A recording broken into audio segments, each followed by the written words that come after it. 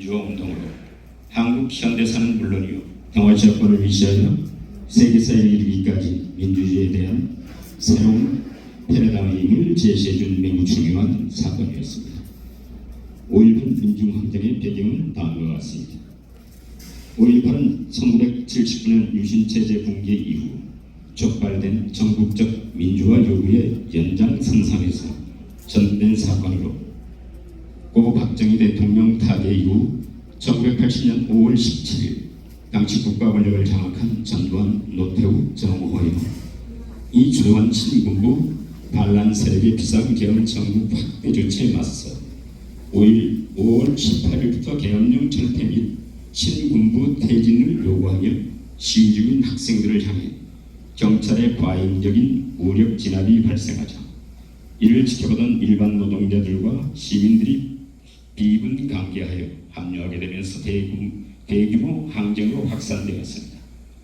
사태가 이쯤에 이르자 당시 신군부들은 항거하던 민주시민들을 폭도들로 규정함으로써武력 진압을 위해 도심 외곽을 차단하고 신군부가 광주에서 투입시킨 살인 병기나 다름없는 총칼로 무장한 덕공수여단 병력에 의해 시민들을 향한 발포와 함께 무자비한 학살극이 자행되었습니다. 이 같은 과정 속에서 5.18 민중항쟁은 시민군 형성과 더욱 거세지는 폭력적 진압으로 이어지면서 한국 민주화운동의 중요한 전환점이 되었습니다. 5월 18일부터 27일까지 9일 동안 지속된 광주 민중항쟁은 수많은 희생자를 낳았고 이에 분노한 민중동기가 전국적으로 확대되어 5.18 민중항쟁 이후 무려 7년 만인 1987년 급기야 6.29 민주화 선언을 이끌어냄으로써 마침내 대통령 직선제 개헌을 이루는 대한민국 민주세력의 빗장을 여는데 결정적인 마중물이 되었던 것입니다.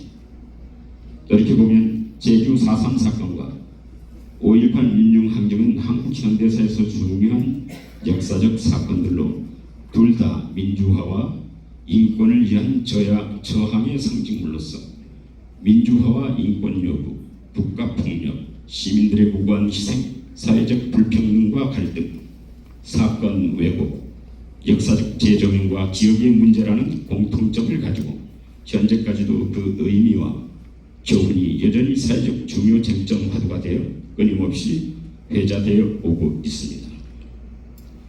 이에 5.18 광주 민주화운동의 숭고한 희생 정신을 기리고 자유민주정의의 5.18 정신을 계승하고자 이렇듯 매년 기념식을 거행하고 있습니다.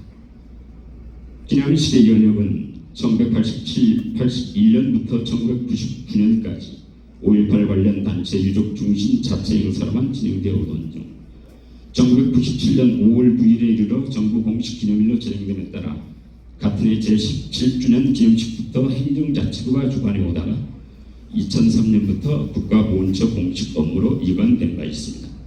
일찍이 45년 전에 5.18 광주민주화운동이 일어나고 당시 무고한 시민들을 총칼로 무자비하게 학살했던 주범들이 진상규명을 통해 이미 처벌을 받았고 이후 5.18 민주화운동이 마침내 국가공식기념일로 제정된 지 28년이 지났습니다. 지난 2011년 5월엔 5.18 민주화운동이 1980년대 이후 동아시아 연안 국가들의 내전 체제를 해체하고 민주화를 이루는 데 지대한 영향을 끼친 것으로 평가되어 그런 세계사적 중요성을 인정받아 유네스코 세계기록유산으로 등재된 바 있습니다. 그러나 5.18은 아직도 그날의 진실이 모두 밝혀지지 않은 채 한낱 정치적 진영 갈등용으로 악용되어 왜곡당해 오고 있는 참담한 현실입니다.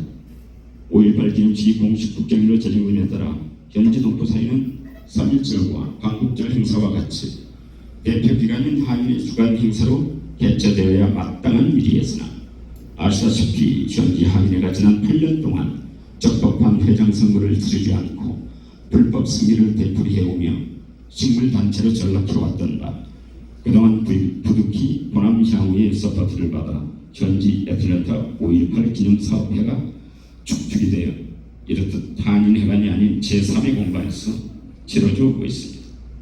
조속히 한인회가 정상화되어 내년부터는 동포사의 대표기관인 한인회가 주축이 되어 국정일 행사답게 보다 다채로운 프로그램으로 한인회가 개최되는 날이 속지 오길 간절히 바람하지 않으면서 이것으로 5.18 민주화운동의 배경과 전지 기념 행사 관련 그간의 경과 보고를 모두 마치겠습니다.